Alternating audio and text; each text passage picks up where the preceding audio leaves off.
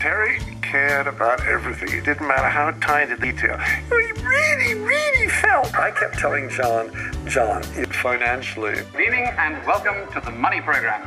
Idell must be Jewish name somewhere down the line, mustn't it, eh? Look at the way he likes the money. And now... Surviving members of Monty Python. The producers wish to make it clear that any views or opinions expressed herein are those of the individual speaking and hold no truth whatsoever. Pursuant therefore to clause 4.6...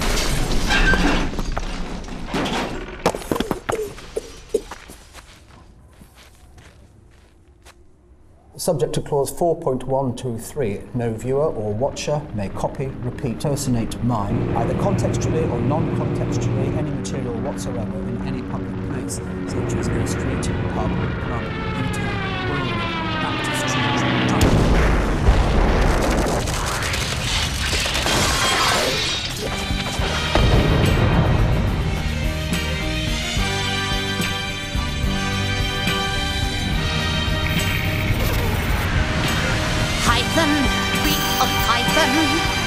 It's a new documentary.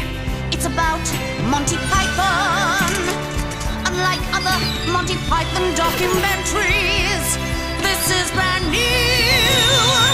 It's a new documentary. It's not complex.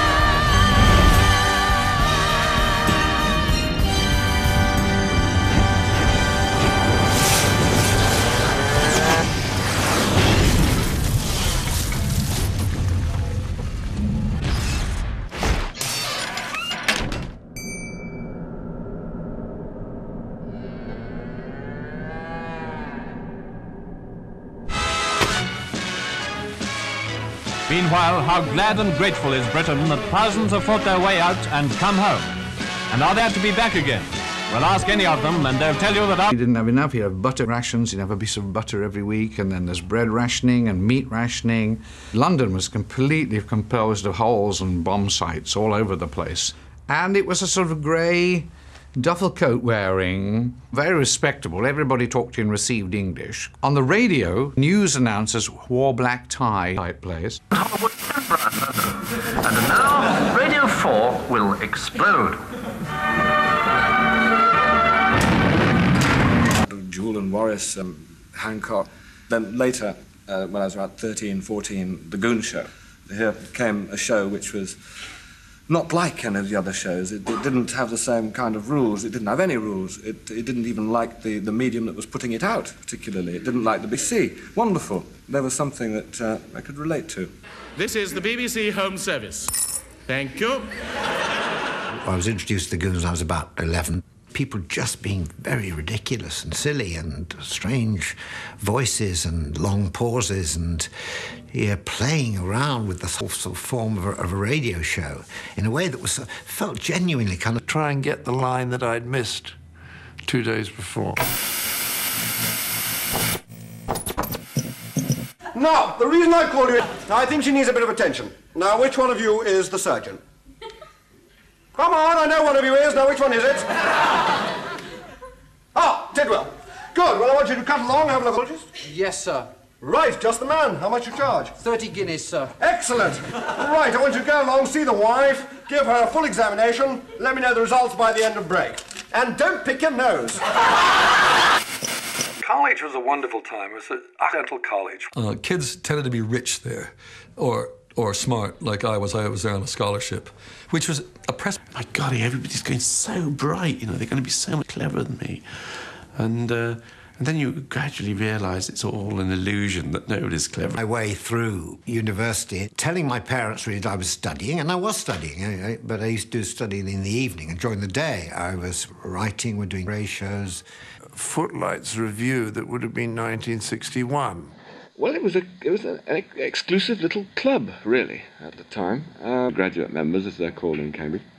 And you had to be asked by a member of the club, a current member, to do an audition.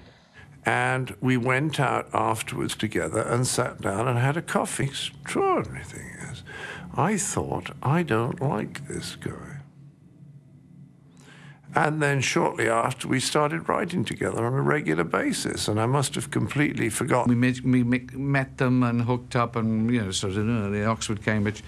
And the year later, I met Michael Palin, also. And so we all wrote for that. He came to us as a pool of talent. And Mike and Terry wrote usually the piece that was the film insert of the week, sort of 3-minute piece.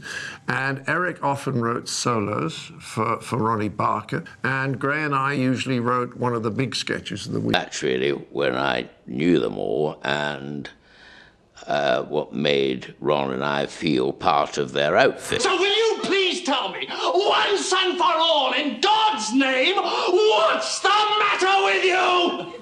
I think I'm a rabbit. I think I'm a rabbit. It's one of the funniest moments I've ever seen. At that time, in America, there was a magazine called Help. Yeah, I mean, Help magazine, in that sense, was the beginning of my connection with what would become Python, because we had written a story about a man who falls in love with... Then basically, I like the faces you pull, which is very, very complimentary. You know, that's what people used to say, Laurence Olivier. You know, Sir Larry, love the faces you pull. John, of course. And I said, well, I want to write it with Mike. I would like Michael Palin and Terry Jones, because I think we'd be great. Now it's time for party games. Here are some really exciting games you can play this Christmas. And first, from Terry, here's the A and B game.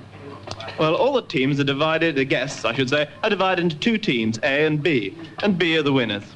Well, you can't make it more complicated if you want to. And we won our second series, and this weird guy came in with this big, long hair, hairy Afghan coat, and had been sent by Cleese. And I don't know why.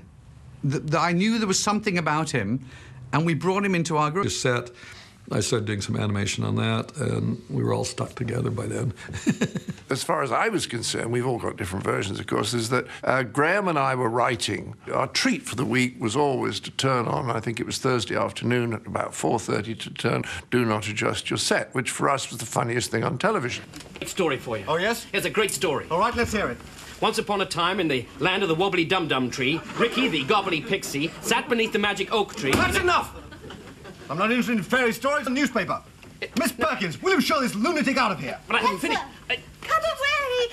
Said, well, why don't we do something together? We said, yes, please, and can we bring Eric along and Terry Gilliam? And that was the beginning, and we tagged along.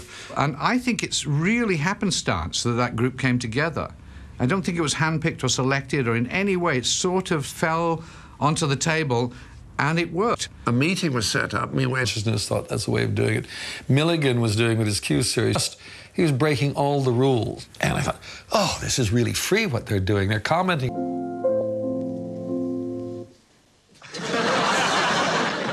And it was Terry saying, well, let's do it like my cartoons, where Pete and Dud were doing their series. And they would do these brilliant sketches, great character stuff. And then they'd have to end with a Bubba punchline. And it was like, damps. And that's where it seemed to work so well that we'd get to a point in the sketch where I think, well, that's doesn't work beyond that. Okay, I take over at that point and try to get us to the next thing.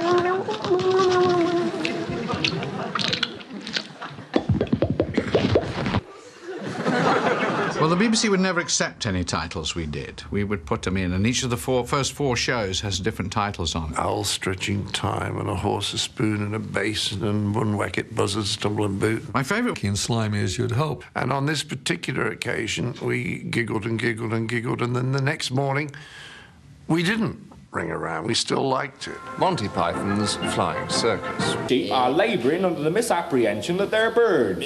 Observe their behaviour. Take for a start the sheep's tendency to hop about the not so much fly as plummet. Some people quite close to us have obviously said very good and then rushed off, and weren't that many people. Same as mine. Nothing but trouble. Leave it alone. He's just been in the Florentine room and smeared tomato ketchup all over Raphael's baby Jesus. Put